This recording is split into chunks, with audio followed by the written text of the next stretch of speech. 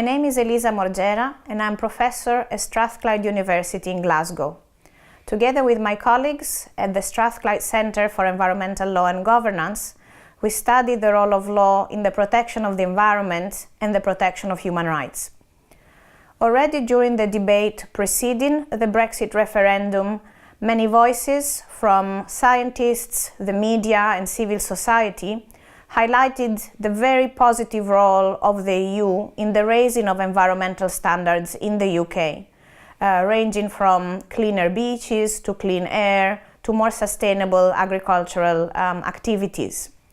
So the role of the EU has had a visible positive impact on everyday life. Our own standards of well-being, our food, water, our health, they all depend directly on the quality of the environment, which is subject to increasingly complex threats such as climate change. And in many cases, the risks to the environment derive from a priority attached to short-term economic gains, usually to the benefit of few, as opposed to longer-term sustainability approaches to the benefit of all, including the least powerful and most vulnerable members of society. So there are two implications deriving from the UK exit from the EU that will have impacts on our lives. First of all, there is a risk of lowering those environmental protection standards, including standards related to our rights, the rights of the public to have access to environmental information, to be part of the decision-making related to the environment, and to have access to justice in environmental matters. In many of these cases, the UK, even outside of the EU, will still have international obligations deriving from international treaties on the environment. But the EU has played an important role in making those obligations clearer and more detailed,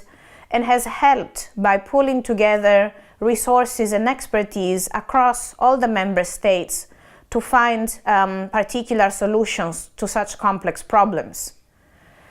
So the second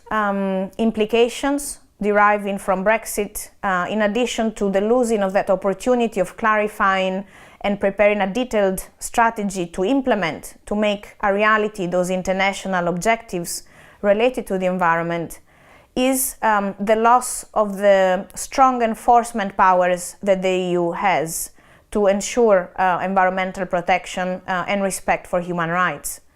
Now again, if we think that the UK still is subject to scrutiny by other international institutions, we may think that that may not be a big difference, but those in other international institutions in the area of environment are of a soft nature. They're authoritative, but they're not legally binding. Now, I'm aware that the UK government has indicated that one of the advantages of Brexit would be freeing the UK from the scrutiny of EU institutions, and in particular the Court of Justice of the EU. But the reality is that in the area of environment and its implications for human rights, the Court of Justice has demonstrated deference for choices made at the national level, and it has intervened only where there was a very clear disregard for environmental implications. Now, in the case of those important rights for the public to have access to environmental information, be part of decision-making, and have access to justice in environmental matters, there's also another international treaty that would still be binding on the UK after Brexit, and that is the European Convention on Human Rights.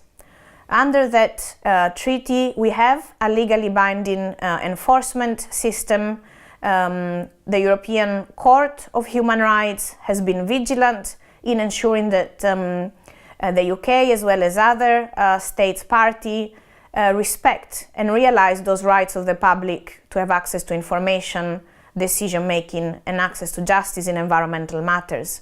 And in addition, it has also ensured that certain levels of protection of the environment were maintained or raised to ensure also positive effects on relevant human rights. In this case, again, the European Court of Human Rights has not been particularly interfering within matters under the decision-making of national governments. It has intervened when there was a clear disproportionate effect on human rights. So the UK government has also indicated that it is considering withdrawing from the European Convention on Human Rights. So in a scenario where we'll be both out of the EU and out of the system of the European Convention on Human Rights, we will be losing two important layers of protection for human rights that can be affected by environmental degradation. In that scenario, then, we will be left with the national protection of those rights for the public to have an understanding of what is happening in relation to the environment through access to information, having a voice in the decision-making that can have impacts for the environment, and having access to justice. And again, this will be the only important protection, but the only one that would remain to ensure that the decisions that are taken are not systematically driven by short-term economic gains to the benefit of few, but really take into account the need to protect the environment to the benefit of all, and particularly to those that will be most vulnerable to environmental degradation.